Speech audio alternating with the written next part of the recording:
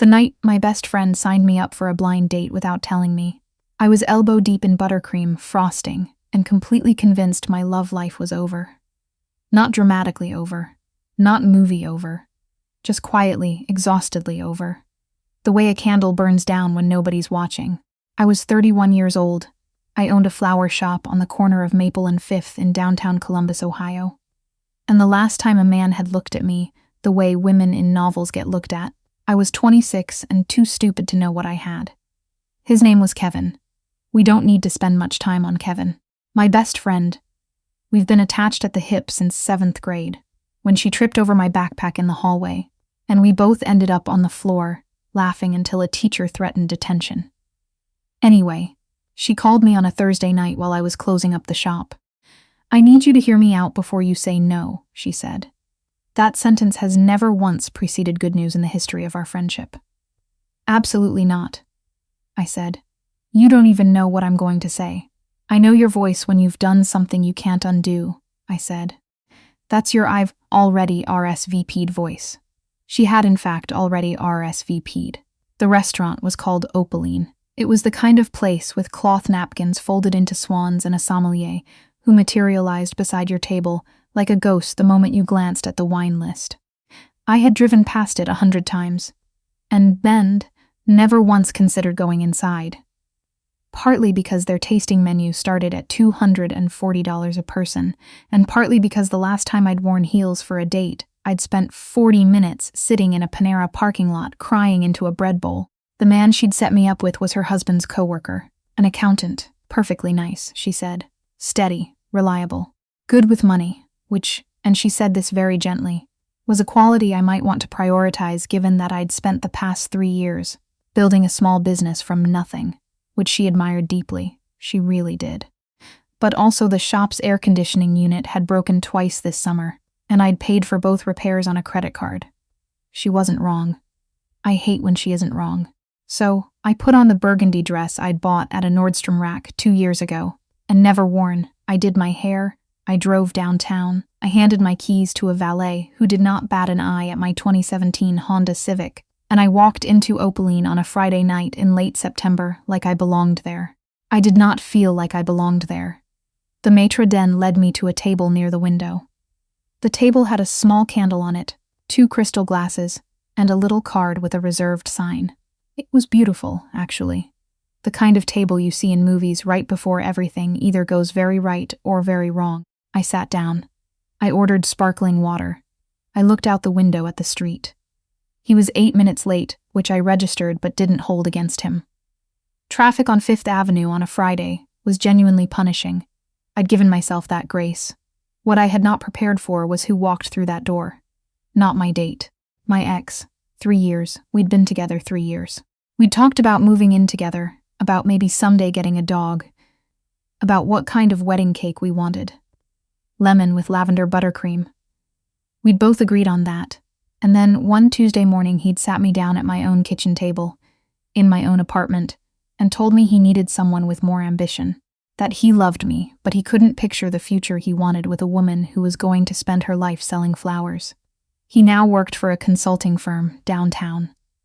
He'd told mutual friends it was going well. He looked good. I hated that he looked good. He was scanning the room, looking for someone, clearly. And then his eyes landed on me, and I watched the exact moment he registered where he was. What this restaurant was. What it meant that I was sitting at a table set for 2 in a dress that cost $68, but looked like it cost more. I saw him calculating. I saw him decide to walk over. "Nora?" he said. He'd called me Nora for 3 years, even though my name is Eleanor. Nobody calls me Nora except him and my grandmother, and she passed 2 years ago, so now it's just him and I wish it wasn't. "Hi," I said. Very calm. Extremely calm. I was so calm I could feel my own heartbeat in my ears. "What are you doing here?" He glanced at the table, at the second glass, at the reserved card. Are you on a date?" "I'm meeting someone," I said. I watched something shift in his face. Not jealousy, exactly. More like recalibration. Like he was adjusting an equation he'd thought was already solved. "Right," he said. "Right, yeah, of course." He didn't move. "Who? I don't think that's—" "Excuse me." The voice came from behind him.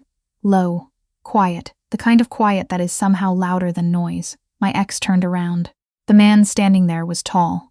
Genuinely tall. The kind that makes a room feel smaller. Wearing a dark suit that had not come off any rack.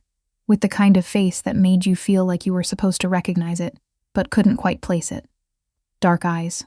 A jaw that looked like it had been carved for the specific purpose of making a point. He was looking at my ex the way a person looks at something they are deciding what to do with. "That's my seat," he said. He didn't say it loudly. He didn't say it aggressively. He said it the way you state a fact.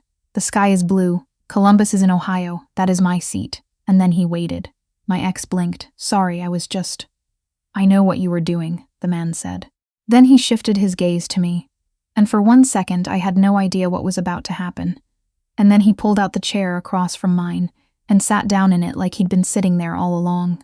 He picked up his napkin, shook it out, placed it across his lap, and looked at me with an expression that was almost perfectly neutral, except for something at the edge of it that might have been amusement. "I'm sorry I'm late," he said, directly to me. The call ran long. I stared at him. I had never seen this man before in my life. My ex was still standing there. I could feel him trying to figure out the geometry of what was happening. I looked at the man across from me. He raised one eyebrow, almost imperceptibly. "Don't worry about it," I said. "The sparkling water's good." My ex left. I don't know exactly when, because I stopped looking at him. The man across from me leaned back in his chair, just slightly, and said, "Thank you for going along with that." "Who are you?" I asked. "Beckett's boss," he said. I didn't know who Beckett was. I said so. "The man who was supposed to be sitting here," he said. "Your date. He had a family emergency this afternoon. His daughter's in the hospital. Nothing life-threatening, but he's not coming. He didn't have your number, only the reservation, so I told him I'd come explain in person." I sat with that for a moment. "So you're not my date," I said. "No, and you don't know me." "I know your name is Eleanor," he said, "and that you own a flower shop on Maple, and that the man who just walked away from this table spent 3 years of your life before deciding you weren't ambitious enough. Beckett talks." I felt heat climb up my neck. Beckett sounds like he talks a lot. He does. A pause. "I'm Rafferty." He said it like that was sufficient, it wasn't nothing, actually. The name landed in the room with a particular kind of weight. I said, "I'm Eleanor, but you apparently already know that." "I do." I looked at the table. At the 2 empty glasses, the candle, the little card that said reserved. I had put on a dress. I had paid $17 for parking.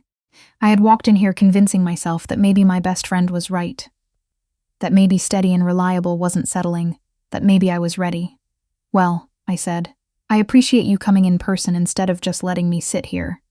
I moved to stand up. "You could stay," he said. I looked at him. "The reservation's paid for," he said.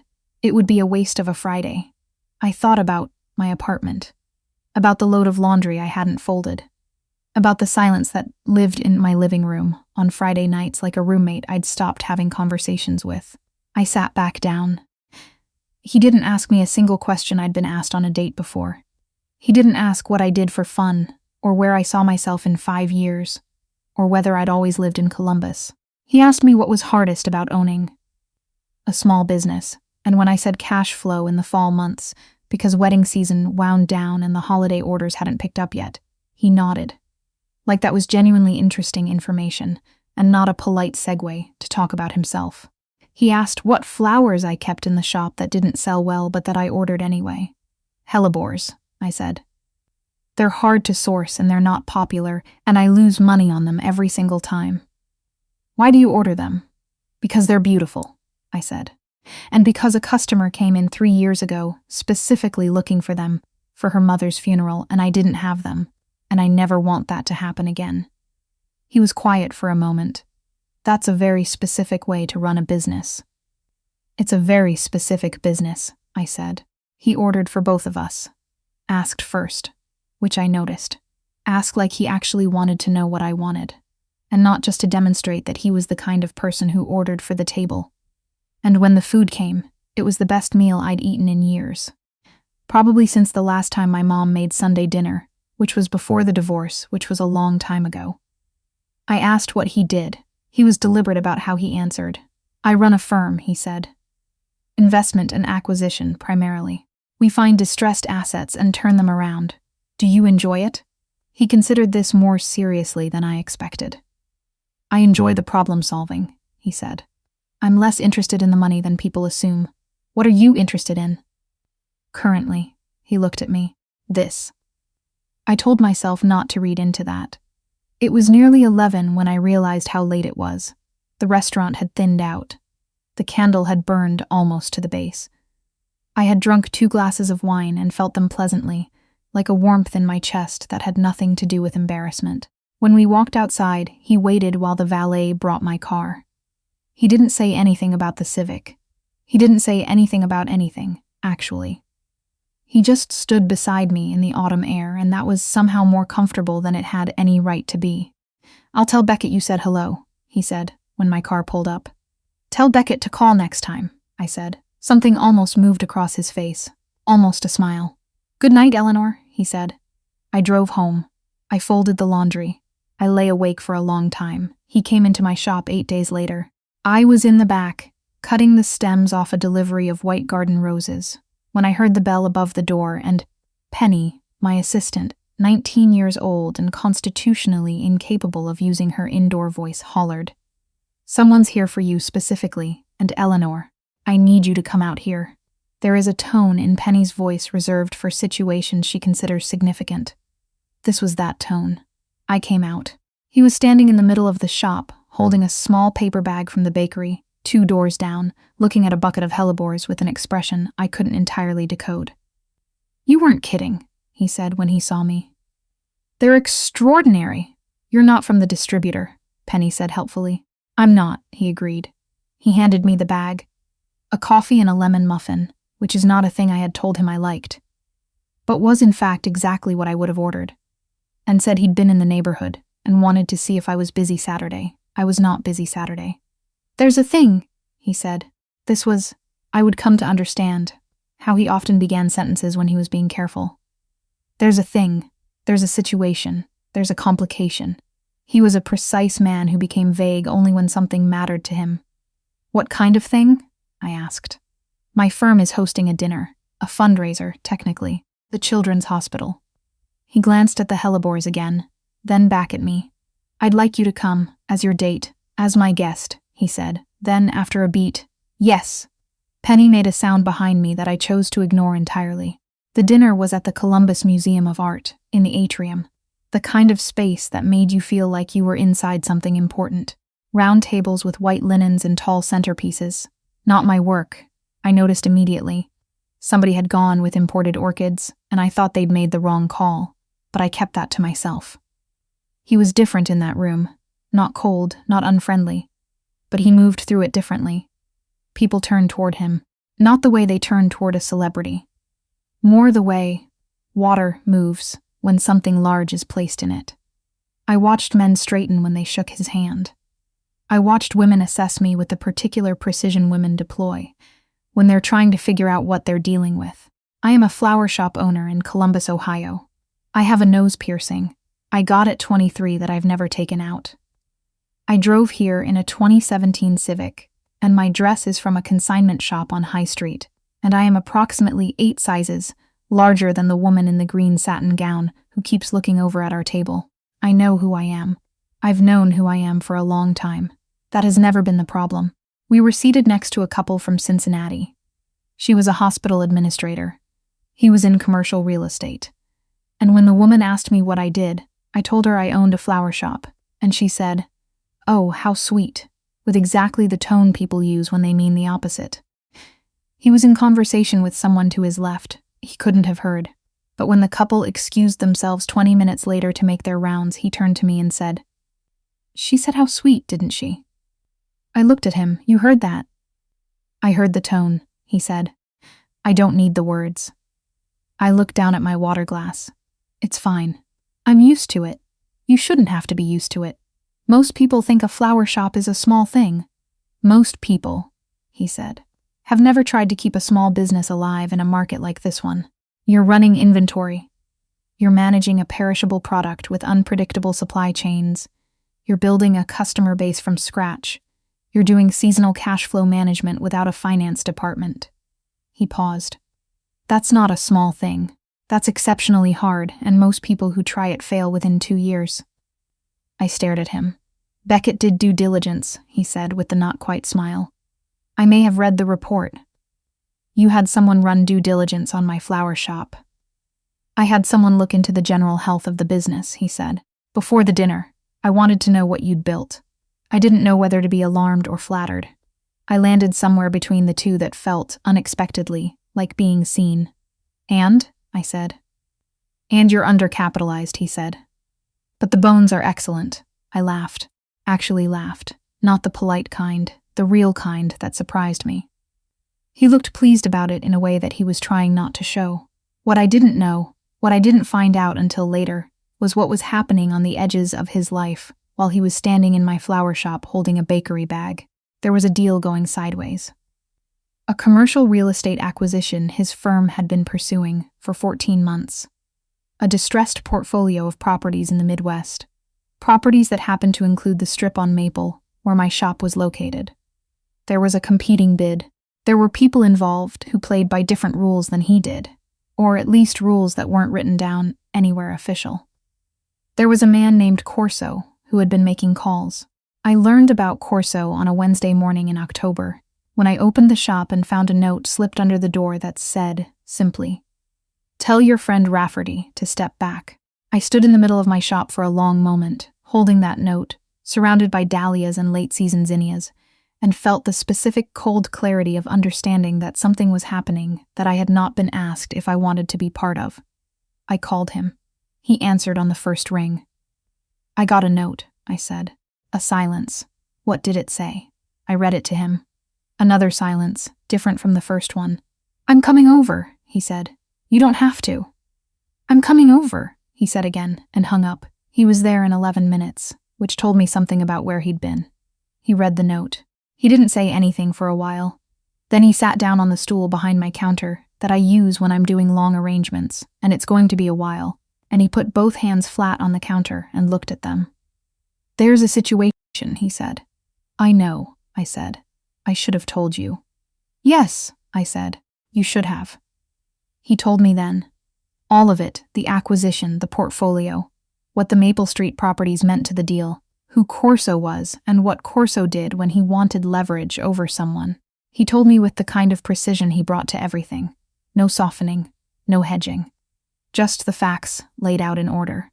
Halfway through, I put the kettle on, because I needed to do something with my hands. When he was done, I poured the tea, and handed him a mug and stood on the other side of the counter and said, "So my shop is in the middle of this. Yes, because of me. Because of the properties. You were there before I was, but Corso knows about me because of you. Yes." He looked at the mug. "Eleanor, I'm sorry. I should have calculated this risk before you walked into my shop with a lemon muffin," I said. He looked up. "I'm not angry," I said. This surprised me as I said it, because I thought I might be, but I wasn't. I was something else. Something that felt like standing at the edge of a decision. I need to know that you're going to handle it." "I'm going to handle it," he said. No hesitation. "And I need to know that you didn't come here because of the properties." He was quiet for a moment. The shop smelled like dahlias and the tea, and a little like the muffin crumbs still in the paper bag on the counter. "I came here," he said carefully, "because you were the most interesting person in a room of 200, and I didn't want the night to end." He paused. "The properties are a coincidence I deeply regret." I looked at him for a long moment. "Okay," I said. "Okay, I believe you." I picked up my own mug. "Now tell me what handling it actually looks like." What it looked like, it turned out, was messy and slow, and nothing like the way things get resolved in movies. Corso made 2 more moves. A zoning complaint filed against my shop. Anonymous, obviously frivolous, ultimately dismissed. But it cost me 3 weeks of anxiety and 1 consultation with a lawyer I could barely afford. A rumor seeded through the business community that my shop was in financial trouble, which temporarily froze 2 wholesale accounts I'd been building for a year. Rafferty worked with a degree of methodical fury that I could only observe from the outside. He didn't tell me every detail. I didn't ask for every detail.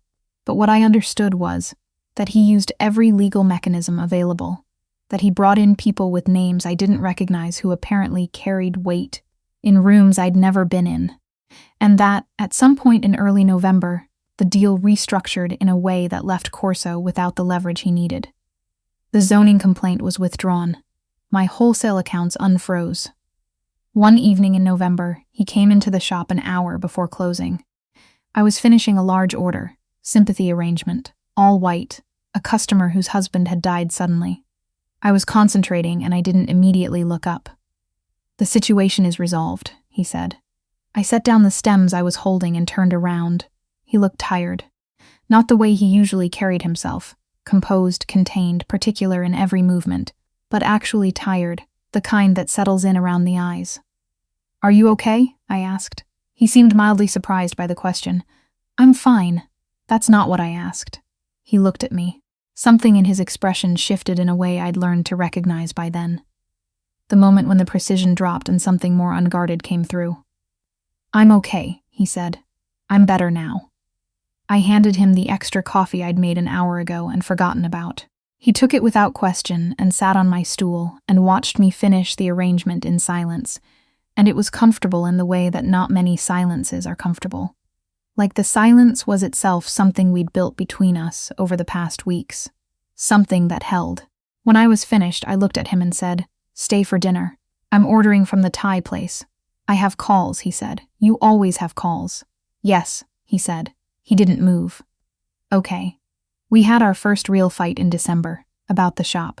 He had, without asking me, made some calls. Calls that resulted in 2 significant corporate accounts, a law firm downtown, a commercial developer, reaching out to me about standing floral service contracts.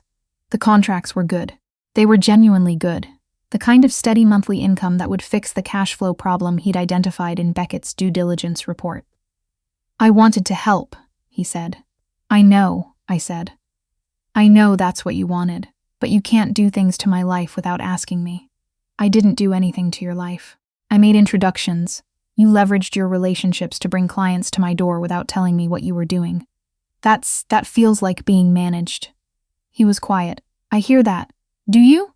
"Yes." A pause. "I'm used to solving problems. Seeing a problem and not acting on it is." He stopped.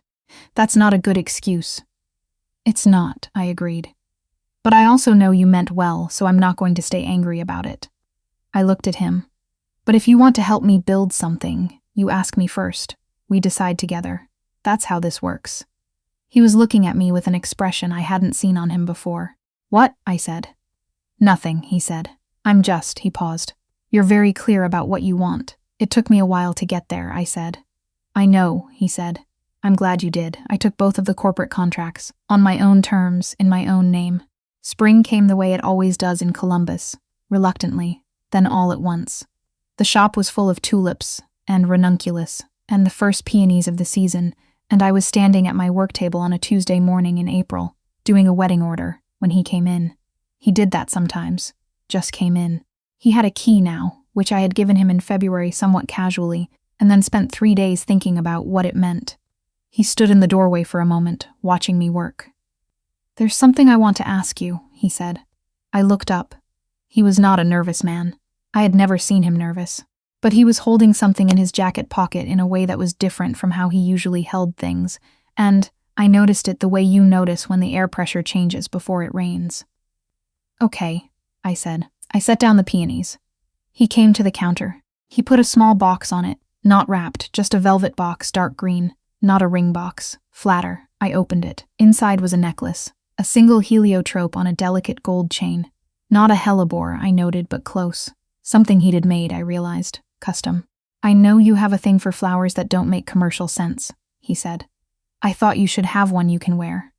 I looked at it for a long time. "That's not a question," I said. "No," he said. "That comes next." He looked at me steadily.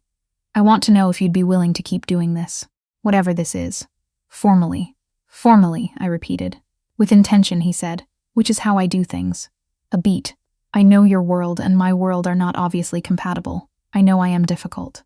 I know I take up a lot of space without meaning to. And I know I will sometimes try to solve things I should leave alone. And I know you will call me out on it, and you should." He paused. "But I think you're extraordinary, Eleanor, and I don't want to spend my life not saying so."